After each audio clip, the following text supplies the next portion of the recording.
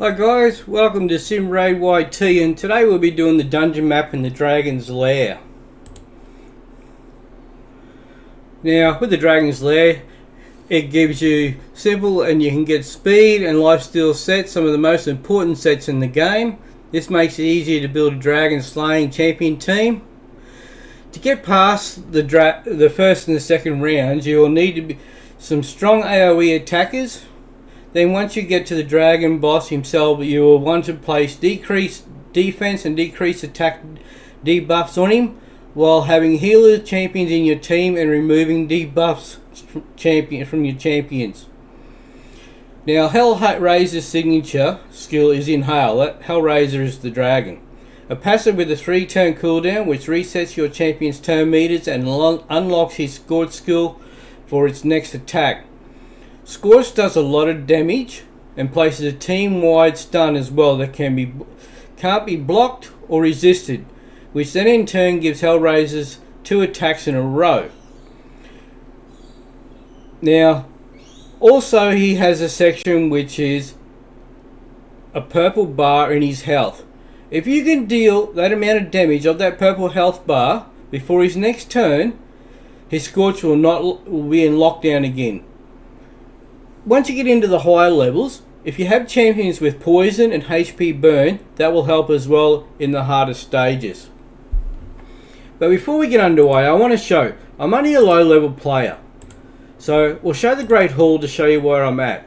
So my videos are going to help out low level players as myself, mid-range players, so you can see you don't need to have your Great Hall and everything maxed out. As long as you've got some of it done, you know, work on your accuracies. That's the most important, because that'll help your champions get their skills away. Now with accuracy, it works like, okay, level 1, as long as you have 10 accuracy, you've got a great chance of getting your skills away. At level 10, if you have 100 accuracy, okay, you're pretty good, and so on. You know, level 20, you want 200 accuracy. Now the champions I'll be using in the game will be Mother Sabelli. Now the reason I use Mother Sabelli is she's got speed, so you want to have a lot of speed in your team. So try to put a champion up front who has a speed boost, and she has a speed boost of 24%, so that's going to benefit my other players as well in the group. You can see I've got to build out with a lot of speed, so around the 250 mark in speed. As you can see, speed here and resilience, HP, defense to give her that extra boost. Now her skills are Mask of Dread. Attacks all enemies, has a 25% chance of placing a 30% decreased speed debuff for 2 turns. So if she can get that skill away, that's going to slow down the enemy as well and getting chances to attack you as well. Also, this fills the champion's turn meter by 15%. Now I have her booked out, so that's why she gains the additional damage and buffs and chances here. Now her Soul Shepherd is the best move for my other champions. It places a revive on death buff and a 60% increased defense buff on allies for 2 turns. And I booked that down so it comes down to 3 turns. Uncanny Treasury swaps HP with an ally. If there's a champion HP is equal to higher than the target's after the swap, fills the champion's turn meter by 40%. Places a 30% increased speed buff on this champion for 2 turns, and places a block damage buff on the target ally for 1 turn. If this champion's HP is lower than the target's after the swap, fills the target turn meter by 40%, places a 30% increased speed buff on them for 2 turns, and places a block damage buff on this champion for 1 turn. Also places 2 15% continuous heal buffs on this champion for 1 turn. So as he gets increased speed, block damage, continuous heal, and it's on 3 turns. This is another fantastic thing. So if one of your nukers, that's a hard hitting champions you've got in your team, it's nearly about, you know, die low on health, use this, swap it over, that gives all them the health from Mother Sabelli to the other champion, and she takes the buff here so she can't be damaged for a couple turns. The Great Walker, so if she fully heals the ally with the lowest HP whenever this champion is killed. But you really hope that she doesn't get killed. You want to keep her alive so she's there to benefit those other champions. For her masteries, I have her set up in offensive gear. She's got crit rate, increases damage inflicted by 5% when attacking with 50% HP or less. Life Drinker heals by 5% of damage inflicted when attacking with 50% HP or less. Required rank is 3-star. Increases damage inflicted to targets with less than 40% HP by 8%. That's a single out. Bring It Down. Increases damage inflicted by 6% when attacking targets with higher max HP.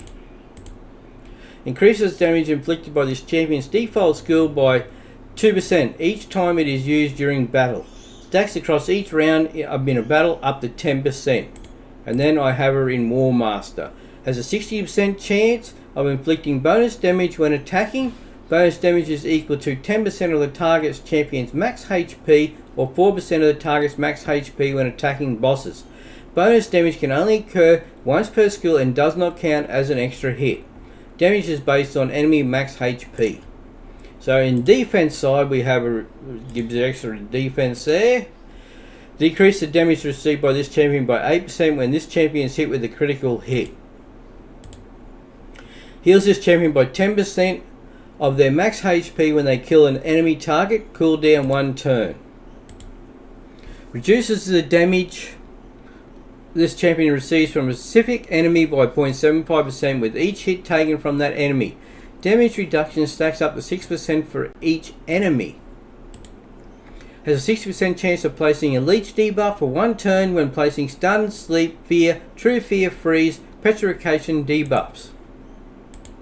And then has a 20% chance to counterattack an enemy when they apply a stun, sleep, fear, true fear, freeze, petrification debuff on an ally. Cooldown 1 turn. So you can see my stats here. It's speed's the most priority, 247. She has an accuracy of 164. But over time, I've got to keep building the accuracy up higher and higher. So that's the idea when getting the dragon. Once you can get into the higher levels of the dragon to get 4, 5, 6-star gear. Another champion we'll be using here is AOX. Now AOX, he has the benefit of he can do healing to your other champions as well, to your nukers, to help keep them alive. I have him at just over 200 speed, so it makes it, he's faster in the team. Give him the extra turns as well. His crit rate is over 100%, only needed 100%, but I just don't have the right equipment at the moment to be able to give it 100% and put some extras like accuracy here. I have him over 200, so he's pretty good, so he should be right to about level 20. But his most important is his skills. He attacks one enemy 2 times. Each hit has a 10% chance of placing a 5% poison debuff for 2 turns. Damage is based on attack, but this is the one, Law of Restoration.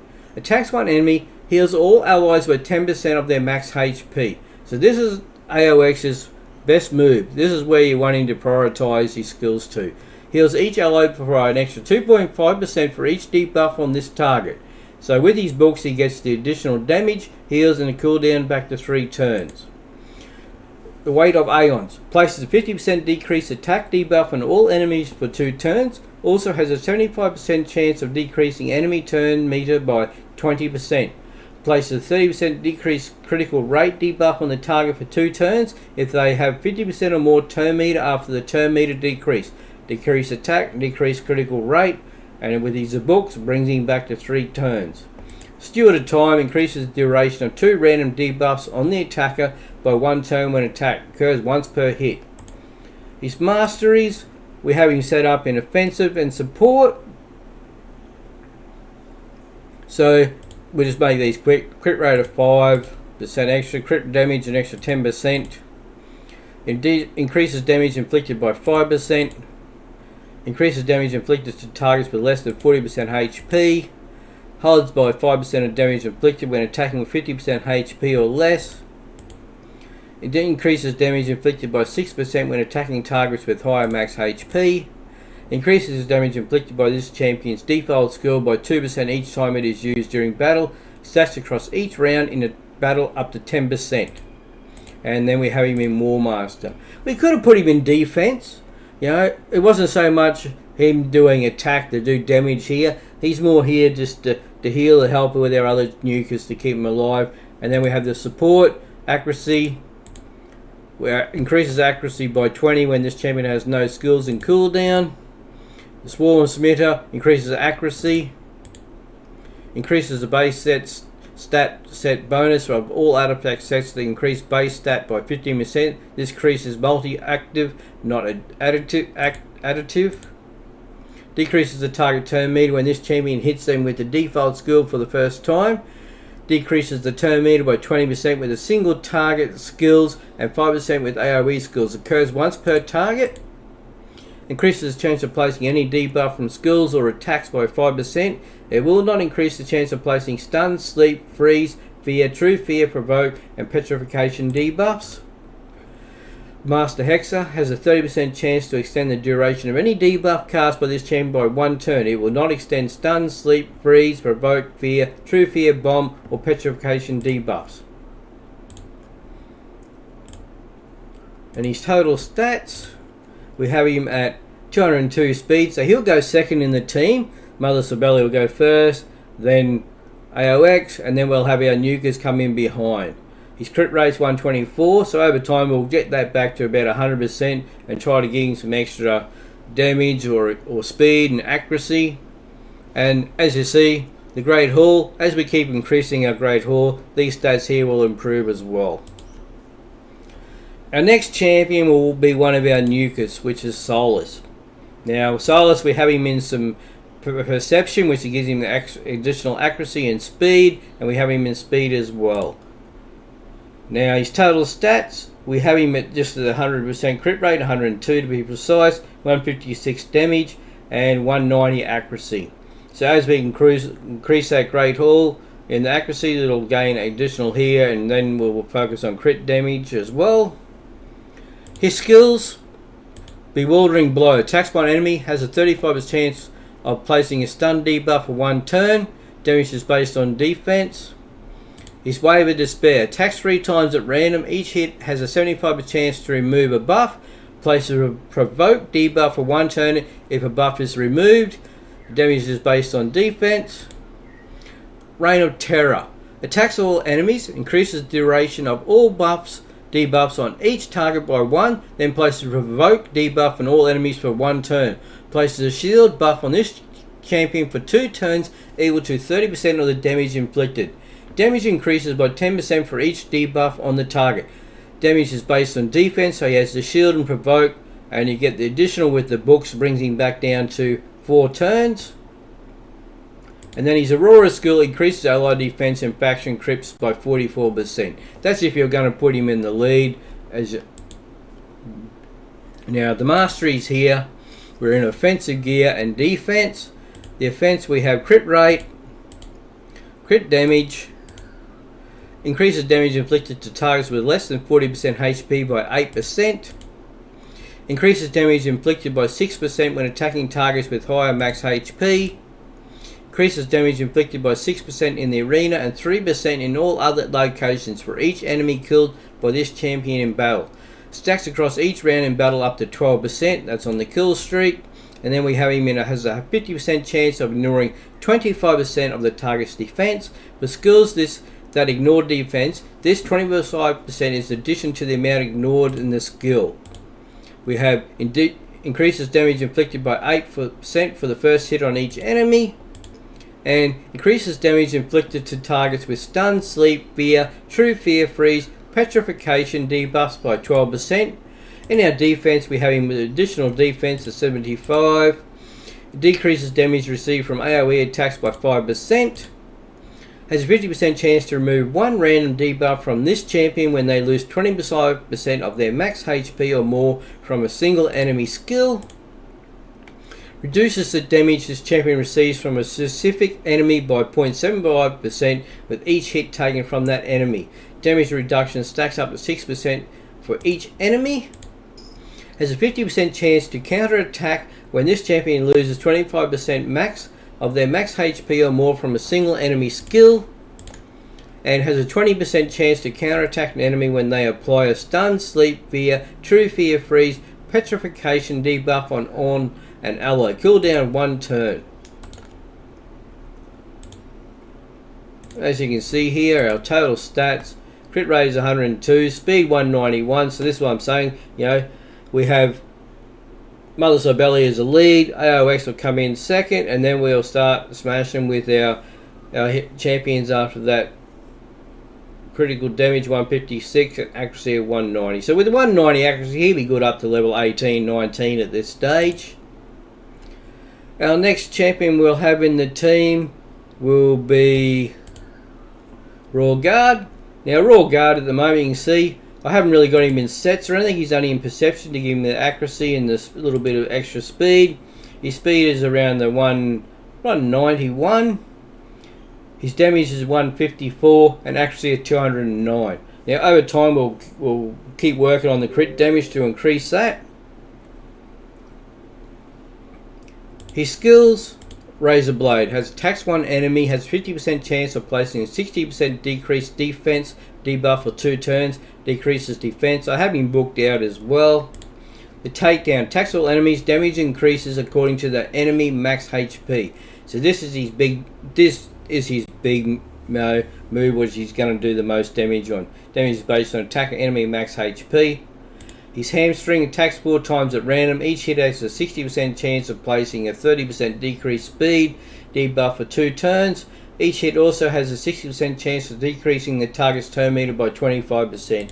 His Aurora increases ally attack in dungeons by 35%. So sometimes, you know, he'd be a good champion to put in your lead. Now his Masteries, of course, we've got him set into offensive gear to give him that extra attack. And we've got some support on him as well, just to helps him. He's got crit rate of 5%, crit damage at 10%, increases damage inflicted by 5% when attacking with 50% HP or less, heals 5% of damage inflicted when attacking with 50% HP or less, and increases damage inflicted by 8% for the first hit on each enemy. Increases damage inflicted by 6% when attacking targets with higher max HP. Increases damage inflicted by this champion's default skill by 2% each time it is used during battle. Stacks across each round in a battle up to 10%. War Master has a 60% chance of inflicting bonus damage when attacking. Bonus damage is equal to 10% of the target champion's max HP or 4% of the target max HP when attacking bosses. Bonus damage can only occur once per skill and does not count as an extra hit. Damage is based on enemy max HP. Accuracy here, in his pinpoint accuracy, additional 10%. Increases accuracy by 20% when this champion has no skills. So your first move, first attack, you have that additional as well. Increases accuracy by 4% for each enemy alive, stacks up to 16. Has a 5% chance of decreasing the cooldown of a random skill by 1 turn at the start of every turn. Decreases the target turn meter when this champion hits them with the default skill for the first time. Decreases the turn meter by 20% with a single target skill and 5% with AoE skills. Occurs once per target. Increases the chance of placing any debuff from skill or attacks by 5%. It will not increase the chance of placing stun, sleep, freeze, fear, true fear, provoke, or petrification debuffs. Required rank 5 star has a 30% chance to extend the duration of any debuff cast by this champion by 1 turn. It will not extend stun, sleep, freeze, provoke, fear, true fear, bomb, or petrification debuffs. And our other champion which we'll bring into the team will be Cold Heart. Now, with our Cold Heart, we've set her up as a nuker as well, and we've got her in reflex gear. So it gives a 40% chance to random skill to bring it back down, and accuracy. We've got her set up as speed at 157, so she's our slowest. We really need to work and focus on that over time to bring her up higher. Her crit rate is very, very low. It's only at 39. We need to get that at 65% because with her skills, her 65% is already required here, plus the skill will bring it up as what we need. But our crit damage is what here we're really focused on with her. We're at 199 crit damage and 287 accuracy. So at 287 accuracy, she'd be right to go right through to level 25. Wouldn't be a problem at all. We'll have a look at her skills. Attacks 4 times at random. Each hit has a 25% chance of placing a 100% heal reduction debuff for 2 turns. Damage 5% chances extra here. So that gives us 25% extra benefits there. Art of Pain. Attacks all enemies. Has a 30% chance of placing a 50% decrease attack, decrease accuracy debuff for 1 turn. Places a 5% poison debuff for 2 turns if the target is under a heal reduction. And the damage is based on attack. Decrease attack and poison here on 3 turns. But her main power is her Heat Seeker. Attacks one enemy. Decreases the target turn meter by 100%. Has an extra 30% chance of inflicting a critical hit. Damage increases according to the enemy max HP. But this turn meter by 100%, this is what makes Coldheart one of your best void champions in the game. Be able to turn that turn meter back down to nothing, and it's on a 4-turn cooldown. Her masteries, we have her set up in offensive gear, crit rate extra 5%, crit damage 10%, increases damage inflicted by 5% when attacking with full HP. Increases damage inflicted to targets with less than 40% by 8%. Increases damage inflicted by 6% when attacking targets with higher max HP. We've got increases speed by 6 for each enemy killed by this champion. Stacks across each round in battles up to 18. In speed, has a 30% chance of decreasing the cooldown of a random skill by 1 turn if the damage inflicted by a skill exceeds 30% of the target's max HP. Occurs once per turn. Next here, we have increases damage inflicted by 6% in the arena and 3% in all other locations for each enemy killed by this champion battle. Stacks across each round in a battle of up to 12%. Places a shield buff on this champion for 1 turn when this champion kills an enemy. The value of the shield is equal to 50% of this champion's max HP. Occurs once per turn. And then we have crit damage of 20%. I went with flawless for the extra crit damage. In support, we have accuracy at 10. Increases accuracy by 20 when this champion has no skills or cooldown. So that's your first turn. You will get that benefit. Increases accuracy by 4 for each enemy alive. Stacks up to 16. Decreases the target's turn meter when this champion hits them with a default skill for the first time. Decreases the turn meter by 20 when this single target skill and by 5% with AoE skill. Occurs once per target. Has a 30% chance to extend the duration of any debuff cast by this champion by 1 turn. It will not extend stun, sleep, freeze, provoke, fear, true fear, bomb and petrification debuffs. So you can see here our total skills. We have a 157 speed. It's something we want to work on to get higher up. Our crit rate, we need to really get to 65%. So as we get better gear, we'll look at doing that. And our crit damage 199%. So you know this is really, with her main skill, is really going to do a lot of damage when it works. And accuracy of 287, which is fantastic at this stage in the game. Okay, and we'll jump straight into it now, guys. That's how I just wanted to show you everything, how I have it set up, what we do, for these levels, be a low level player to what I can achieve in the game. So we're Dragon Lair stage 18, we'll get it straight under the way with the cost of 16 energy. As we said before, we have Mother Sibeli in the lead with the additional speed, AOX with these buffs and healing capabilities, and then we have 3 nukers in the team in Coldheart, Royal Guard and Soulless. Now, as you know, we're only a lower level player, so we don't have the best gear or the best setups, but you just try to manage with what you can, and it's to show more that you don't need to be a top level and have the best gear to be able to challenge stages, in Dragon's Lair or any other areas in the game. It's just a bit of trial and error. You just keep trying different items until you find what works on a champion. Set up your skills for those areas. Of course, I could change a lot of things here. Instead of having speed on champions, I could change over in time into putting them into better sets, protection sets or reflex sets. Different things. It's just a bit of trial and error when you're at the lower levels. It doesn't matter really on the time with the speed, because as you know, don't have abundance of energy anyway. You're only getting a maximum of 20 energy per hour. So if it takes you 5-10 minutes for a fight, why worry? That's not a concern. It's not a worry really. As long as your team wins the battle, that's what's important. So that's how you gain and get ahead. The higher the level you can compete, the better opportunity you get for the rewards you can get from it.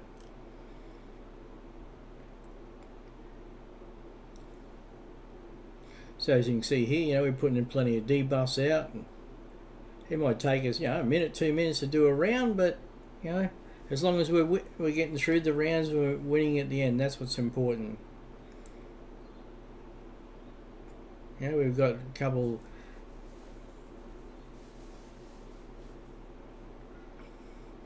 champions here doing a decent amount of damage.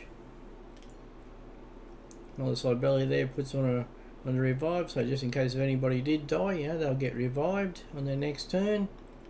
Decrease attack there from AOX.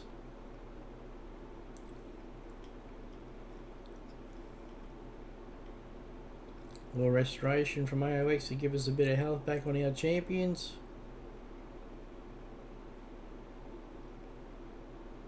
Increased defense. But even if we lose a champion, it's not so much of a worry. It's more the point of competing the level, winning the level, and being able to do that. So just for the rewards. The higher stage you can win, the better the rewards. Or we should say better chance of the rewards. See there, Goldheart put out her critical hit, and that's taken care of. So what do we get out of that? We got a set avenging helmet, HP, attack and defense. So because they're percentage ones, we'll keep them. Opportunity, we might be able to use that on a champion later on. Okay, thank you guys, and we'll see you on the next one. That was Dragon's Lair Stage 18.